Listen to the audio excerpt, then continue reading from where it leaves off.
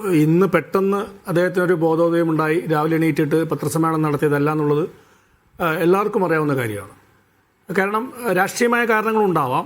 അതിലുപരി ഒരു മനുഷ്യനെന്ന നിലയ്ക്ക്, ഒരു വ്യക്തി എന്ന നിലയ്ക്ക് ഉണ്ടായിട്ടുള്ള അപമാനങ്ങൾ, ഈ കഴിഞ്ഞ കുറേ കാലമായി അദ്ദേഹം അനുഭവിച്ചുകൊണ്ടിരിക്കുന്ന അപമാനം സഹിച്ചുകൊണ്ട് അദ്ദേഹത്തിന് തുടരാൻ കഴിയാത്ത അവസ്ഥയാണ് വന്നത്. അതിൻ്റെ അടിസ്ഥാനത്തിലാണ് ഇന്ന് പത്രസമ്മേളനത്തിന് അദ്ദേഹം മുതിർന്നത്.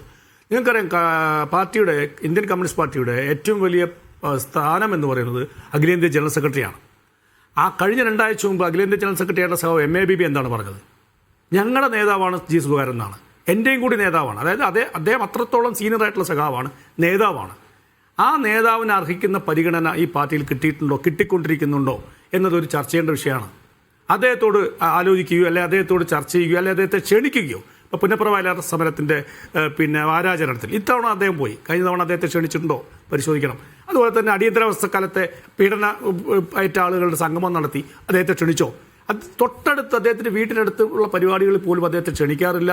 അദ്ദേഹത്തെ സോഷ്യൽ സൈബർ ഇടങ്ങളിൽ എത്ര ക്രൂരമായിട്ടാണ് ആക്ഷേപിക്കുന്നത്. നിങ്ങൾക്കറിയാം, സൈബർ ഇടത്തിൽ അദ്ദേഹത്തേക്ക് വിളിക്കുന്ന അദ്ദേഹത്തിൻ്റെ ഭുവനേശ്വർ അദ്ദേഹത്തിൻ്റെ സഹോദരനാണ്, രക്തസാക്ഷിയാണ്. അദ്ദേഹത്തെ സഹോദരനെ കോട്ട് ചെയ്തുകൊണ്ട് ഒരു സൈബർ സഖാവ് വിളിച്ചത് എന്താ അറിയോ? പന്തളത്തൊരു പട്ടി ചത്താൽ ഞങ്ങൾക്ക് എന്താണെന്നാണ്.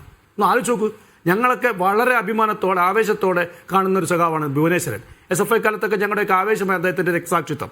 അതുപോലും അവഗണിച്ചുകൊണ്ട്, അതിനെപ്പോലും വളരെ മോശമായി വക്രീകരിച്ചുകൊണ്ട് ഈ സോഷ്യൽ സൈബർ ഇടത്ത് നടക്കുന്ന അദ്ദേഹത്തിനെതിരായിട്ടുള്ള ക്രൂരമായ ആക്രമണത്തിന് എതിരെ ആരെങ്കിലും, ഏതെങ്കിലും നേതാക്കൾ എന്തെങ്കിലും പറഞ്ഞിട്ടുണ്ടോ? ഇപ്പം മമ്മൂട്ടിക്കെതിരെ നിങ്ങൾക്കറിയാം, മമ്മൂട്ടി മഹാനടനെതിരായിട്ട് സൈബർ ആക്രമണം നടന്നപ്പോൾ ബഹുമാനപ്പെട്ട മുഖ്യമന്ത്രി പരസ്യമായി മാപ്പ് ചോദിച്ചു.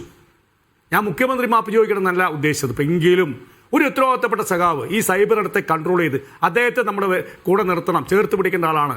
60 വർഷമായി ഈ പാർട്ടിക്കകത്തുണ്ട്, 43 വർഷമായി പാർട്ടി സംസ്ഥാന കമ്മിറ്റിയിലുള്ള ആളാണ്. അദ്ദേഹത്തിന് അർഹിക്കുന്ന പരിഗണന കിട്ടിയില്ല എന്നുള്ളതും അദ്ദേഹത്തെ ഇൻസൾട്ടിങ്ങിൻ്റെ മാക്സിമം ആക്കി ശരിക്കും അദ്ദേഹത്തെ പുറത്ത് ചാടിക്കുകയാണ് ചെയ്തതാണ് എൻ്റെ മതം. അല്ല, അപ്പോഴും അതൊക്കെ ഉള്ളപ്പോൾ പോലും അദ്ദേഹം സ്വതന്ത്രനായി മത്സരിക്കുക എന്ന് പറഞ്ഞാൽ പാർട്ടിക്കെതിരെ അഭിമുഖമായി നിൽക്കുകയാണ് തിരഞ്ഞെടുപ്പ് കാലത്ത്. അതിലെന്ത് രാഷ്ട്രീയമാണുള്ളത് സുരേഷ്? അല്ല, ഞാൻ രാഷ്ട്രീയം, നിങ്ങൾക്കറിയാം, രാഷ്ട്രീയം എന്ന് പറയുന്നത് തെരഞ്ഞെടുപ്പ് സമയത്ത് നമ്മൾ അറിയാം, കമ്മ്യൂണിസ്റ്റ് പാർട്ടി മത്സരിക്കുന്നത് ജാർഖണ്ഡിലും ബീഹാറിലും ഒറീസയിലും മധ്യപ്രദേശിലൊക്കെ കമ്മ്യൂണിസ്റ്റ് പാർട്ടി മത്സരിക്കുന്നുണ്ട്. എന്തിനാണ്? തെരഞ്ഞെടുപ്പ് സമയത്ത് നമ്മുടെ രാഷ്ട്രീയം പറയാനാണ് മത്സരിക്കുന്നത്.